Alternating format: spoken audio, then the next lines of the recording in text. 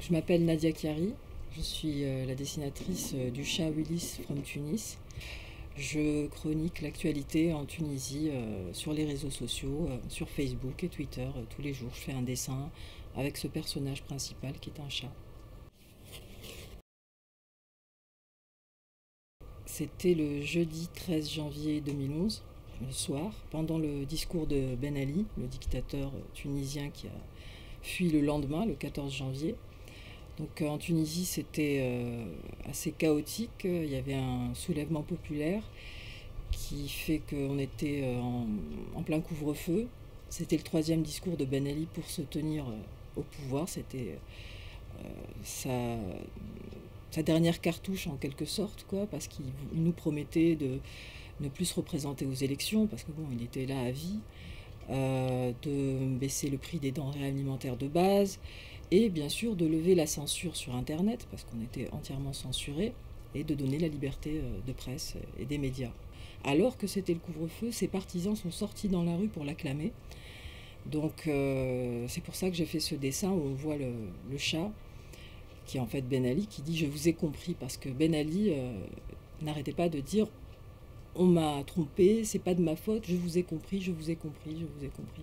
Il n'a rien compris du tout, quoi. Et le fait d'avoir publié ce dessin, de représenter donc les partisans de Ben Ali sous forme de souris qui crient « Ouais, le prix du fromage a baissé, c'est génial, super », et le chat qui les regarde d'un air goguenard « Oui, je vous ai compris », c'est-à-dire il faut juste vous appâter avec des trucs débiles, et voilà, je vais me maintenir au pouvoir comme j'ai toujours fait jusque-là. Je me suis dit, voilà, on va faire un petit dessin, déjà pour le prendre au mot, pour voir si vraiment la censure est levée et on peut s'exprimer librement. Donc j'ai créé un profil sur Facebook. Et mon chat s'appelle Willis, donc je l'ai appelé Willis from Tunis, parce que ça rimait, c'était vraiment spontané. Et j'ai commencé à publier ce premier dessin et d'autres durant la soirée. Et au départ, c'était pour faire rire ma famille et mes amis que je ne voyais pas, quoi. Chacun était chez soi, enfermé. Et donc ça a pris une ampleur qui m'a dépassée.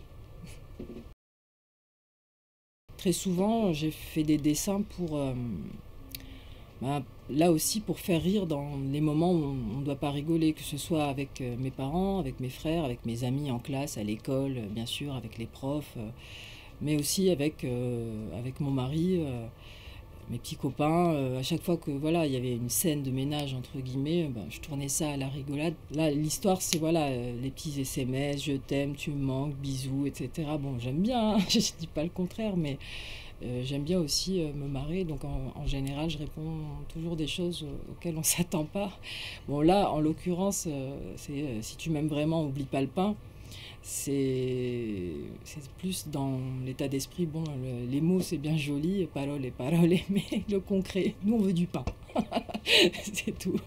Donc, j'ai fait toute une petite série justement d'histoires de couple qui, je sais pas comment ça va s'intituler, mais la chute à chaque fois c'est salope.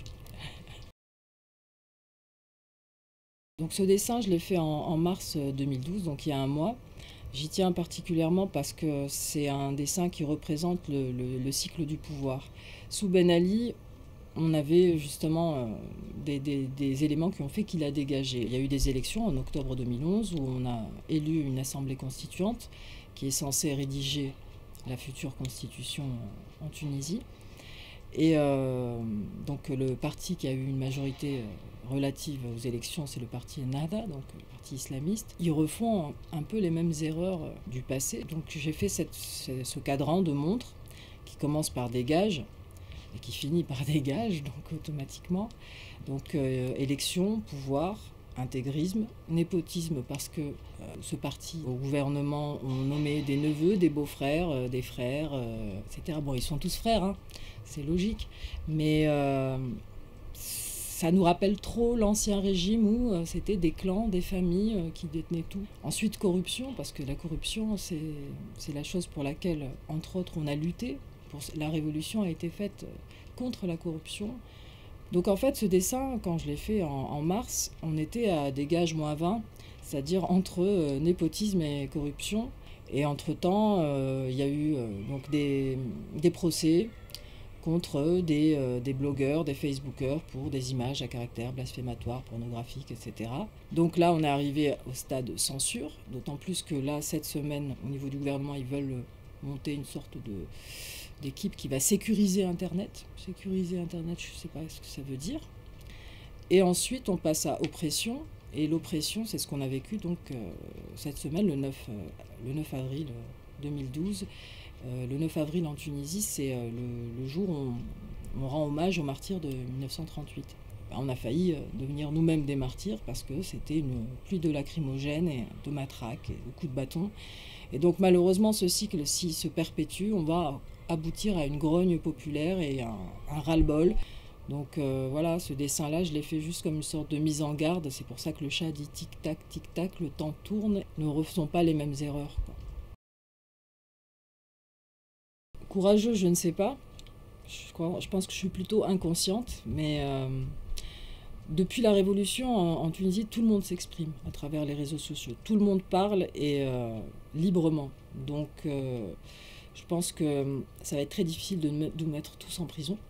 Donc j'en profite pour faire passer tous mes messages. Alors bien évidemment, il y a des conséquences quand je publie un dessin qui va choquer. Par exemple, celui-là, je représente un salafiste comme la créature de Frankenstein, en disant, voilà, quel monstre avez-vous engendré, docteur Frankenstein Tunisia. En plus, avec la cicatrice, enfin la calotte, voilà, comme s'il avait été, il y avait le cerveau manipulé forcément, et qui marche comme un automate.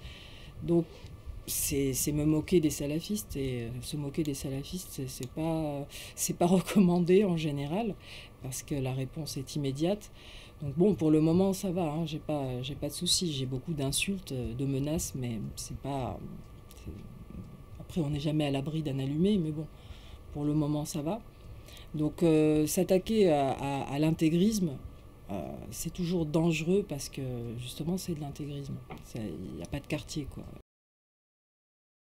La révolution, ça a été une révolution personnelle, artistique, totale et absolue. Parce que avant la révolution, je dessinais, je peignais, je faisais des expos. Mais on ne pouvait pas parler de ce qui se passait. De toute manière, on ne pouvait aborder aucun sujet. Si on parlait du pouvoir, forcément, on avait des soucis. Si on parlait de l'économie, on parlait automatiquement de Ben Ali. Si on parlait de l'agriculture, ça ne marche pas, donc c'est automatiquement parler de Ben Ali. On ne pouvait aborder aucun sujet sans toucher au pouvoir et sans se faire taper dessus. Donc, du jour au lendemain, on a été totalement libre de s'exprimer, de critiquer le pouvoir. Pour moi, c'est une des seules vraies victoire concrète de la Révolution, c'est la liberté d'expression. Et il faut rester vigilant tous les jours et la conserver.